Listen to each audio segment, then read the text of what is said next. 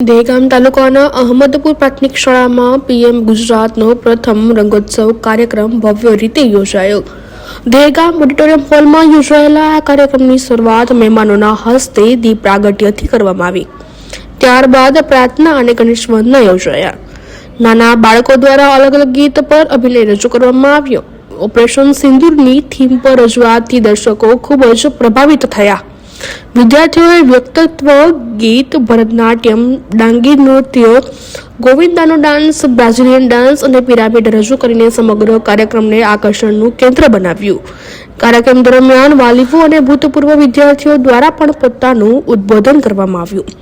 શાળાએ વિદ્યાર્થીઓના સર્વાંગી વિકાસ માટે પ્રવાસ, પર્યટન, બચત બેંક, ગણિત વિજ્ઞાન પ્રદર્શન, સર્જનાત્મક પ્રવૃત્તિઓ, પર્યાવરણલક્ષી પ્રવૃત્તિઓ અને સામાજિક કાર્યો પર પણ ચર્ચા કરવામાં આવી.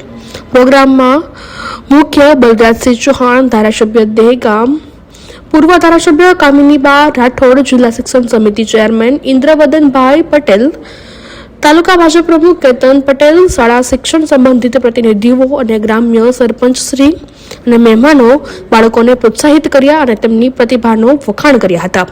અહમદપુર પ્રાથમિક શાળાનું આ પહેલું રંગોત્સવ બાળકો માટે સર્જનાત્મક અભ્યાસનું પવિત્ર મંચ બન્યું, પણ શિક્ષણ અને સાંસ્કૃતિક પ્રવૃત્તિઓને જોડતી એક અનોખી ઝળહળતી ઉજવણી પણ બની.